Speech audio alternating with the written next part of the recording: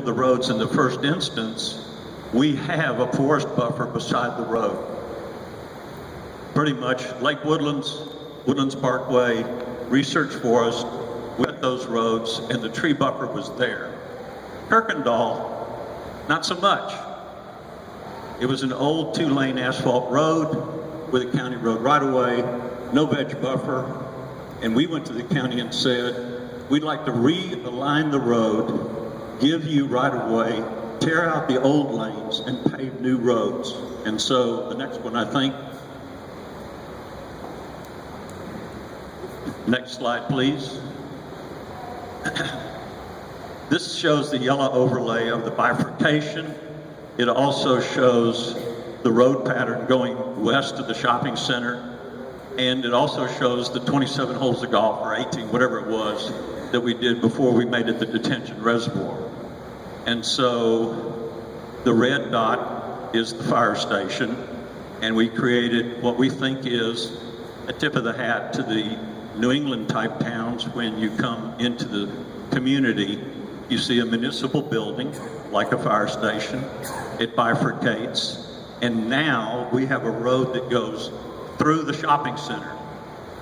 Different from every other shopping center in the Woodlands, because every other shopping center, the road goes beside the shopping center. In this one, it does go through the shopping center. And I've got a couple of other slides to show details of that. The next one, if you would, shows that golf course filled in. I use this one also to show Wentwoods Drive and the road overlay that you see over what looks to be a pretty bald area. This was land we purchased in '08 from a nursery.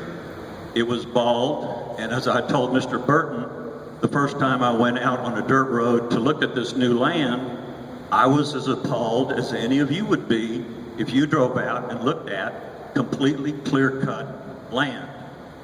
But that's what that landowner did to it, because they were in the nursery business.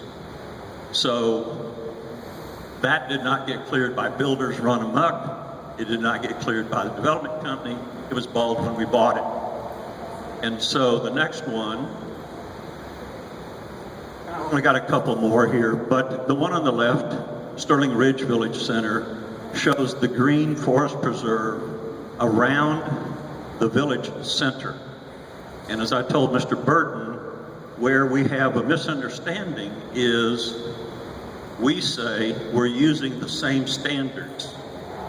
We mean the same width of forest preserve, be it 25, 35, 50 feet wide. The same standard is specified on the site plan. If there is forest there already, everybody's happy. If it has to be filled in, it gets landscaped, it gets filled in, and in time, it looks like what everybody thinks is the original forest. But it takes time. In the case of Creekside Park, I'm sorry, if you would go back, Richard. So when we say the village center of Creekside Park Village has the same standard forest preserve around it, I mean what you see in green. It is around the village center. The difference is Kirkendall goes through the middle of the shopping center.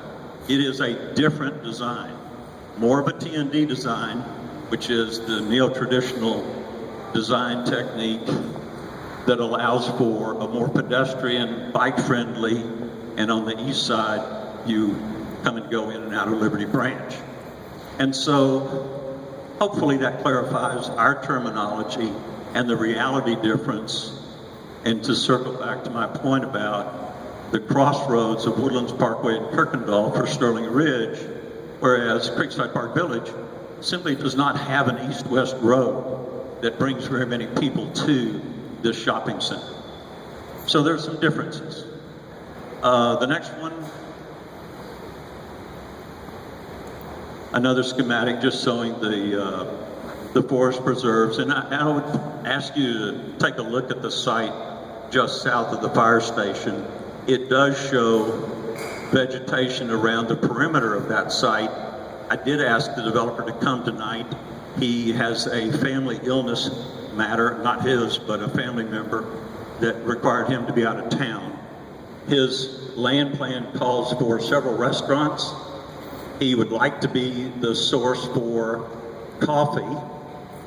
And I've talked with our retail guys, and they said the Starbucks formula is the one at Woodlands Parkway and the one south of here near 2920 is as close as they want to have a Starbucks one to another. So hopefully the restaurant site will find another coffee vendor similar to Starbucks, because he does have the ability to have a drive-through window, which Starbucks and presumably their competition will require. And so next one.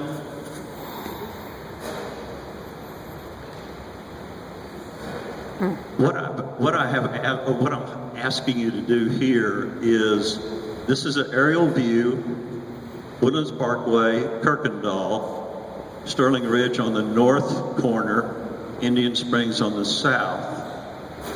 And so as Kirkendall crosses Flint Ridge and goes to Woodlands Parkway, on the right-hand side, the east side, I would submit to you where Ace Hardware store is, okay? Consider the Ace Hardware store and the parking lot around it. If we had bifurcated Kirkendall here, and if we had bifurcated Kirkendall and ran the northbound lanes north, but east of the southbound lanes through that shopping center, the road would have gone right beside Ace Hardware. And there's no forest preserve around Ace Hardware. It's in the middle of the shopping center. My point being, your road is through the shopping center. Now we're going to have a landscape around the restaurant site south of the fire station as a way to create more vegetation within the shopping center. And if Kirkendall had gone past Ace, we probably would have had Ace required some landscaping. So it's a different way to do it. But almost without exception, each of these is a little bit different. So the next one, hopefully you can see the green that is in this is along Kirkendall. The green represents the original 2-lane asphalt road that was here before we started the bifurcation process. Okay? And so, Robert, if you would put the laser just north of the fire station, yeah, there, and go north. The green that you see there is the site where the asphalt used to be. The next time you go past that, if you look carefully, you'll notice a lot of pine trees, all the same size, are where that pavement used to be, because we moved all of Kirkendall to the west, broke out the old road, and replanted it with the pine tree forest mix. The same sort of reforestation take place along the green that Robert is highlighting, which today is very bald, but the process has begun to reforest the rest of Kirkendall. That work order was on a piece of paper showing the areas that would be the next phase of reforestation, because obviously the first phase was the east side.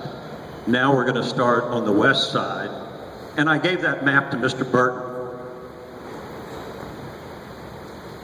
in hopes that he would not say, as a result of my meeting with him, I declared that the clear cutting shall continue. I respectfully submit to you, I never said those words. I'm going through with you what I went through with him to try to explain why so much of this area doesn't have trees and what we're doing to reforest those areas that allow for reforestation. So the next slide is the artist concept of Creekside Park Shopping Center. Obviously, if we had done the typical Woodlands Village Shopping Center with the grocery store in the middle and retail to the left and retail to the right, we'd never have this tip of the hat to Market Street with a green park in between the two retail facilities. And so it went from that to the next one, and I think we're about done with this PowerPoint. In the spring, those leaves will turn green, or we'll replant those trees as well. And so the next one, I think that concludes it. We're back to the beginning. So that was what I presented on Friday. And so tonight, I mean, I read that the petition statement earlier this afternoon. Certainly, we will respond. I did speak to Mr. Burton's builder, the two of the execs there, about comments he gave me about his home. I did speak with Mr. Burton about the school being built south of his home that was on some of the land that when we bought it, it had no trees. But the forest buffer is there. The school has a landscape plan that they have submitted. It has been approved. And if you've been in the woodlands a while, you know that usually the landscape happens at the end, after all of the facilities are built. And I expect the same thing will happen at that school site south of his property. Robert, did I leave anything out? The out tracks, sure. Okay, I think you're talking about on this map, I guess it's the Papa property, for example. Right. Robert, if you would shine that laser there at Indian Hill Road. Do we have a more, yeah, click through. I'm sorry, go back one. I'm sorry, one more back to the black and white, yeah. So the laser is showing you Indian Hill Road, and north of Indian Hill Road, we don't own anything up until Cindy Ann Way. And so those developments, whatever happens there, will be in concert with Harris County. I mean, I don't know what they're going to do. And so that's an out track. I don't think there's any others within our overall map. What do you? Oh, yeah, the auto repair? Yeah, the auto repair on Kirkendall was there before. I mean, we never owned that land. So the other thing about that auto repair reminds me, along Kirkendall, there were a number of houses, another car repair or two, and some of them were 3 and 5 acre houses, pieces of property that we bought. And like a lot of rural property, they had cleared the area around their home. And then when we buy it, we'll remove the house and then work with the land as it is. But there are going to be some real cavities of trees all over the woodlands, in this part of the woodlands. Also, if you look left on Wentwoods Drive past Wentwoods Park, you can see that a good bit of it has been cleared already. And so, there'll be a lot of landscaping yet to be installed. Anything else, Nancy? Okay. So we will take this to all the builders. I'm happy to re-engage them. I talked with the company that we used to do the inspections, both before construction and after. They meet with me periodically. Builders do get fined. There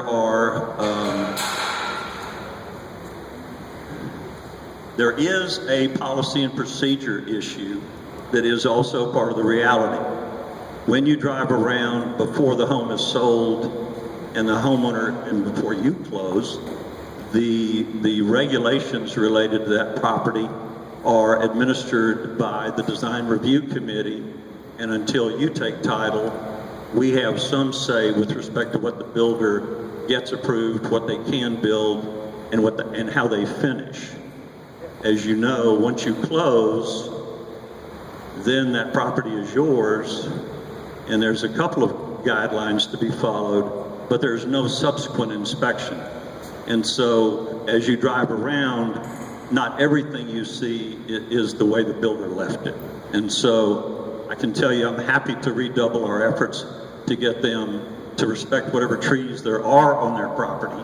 And certainly I went driving on Water Bridge and some of the noose roads going in. There's some fabulous trees, fabulous yopon, wonderful understory for a very wooded look. I mean, there's a lot of it. Yeah.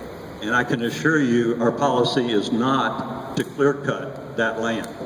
And so, happy to redouble it with the builders. Quick question. Yes, sir. Directly west of where the fire station is, just a little bit south of where you got clear cut that whole thing south of the fire station. What's going across on the west side of Okay. Can you clear cut what's there? Yeah. Thank you for bringing that up. The question has to do with the area west of the fire station, south of the fire station, and west of that. And it is my understanding that the area, the block south of the fire station, that I think was the flashpoint for this petition, as you know, as you've driven past it, the natural topography there is well below Kirkendall. And the pavement of Kirkendall is some several feet above the natural ground. And so, if the developer wants to create a restaurant and parking lot that will shed water when it rains,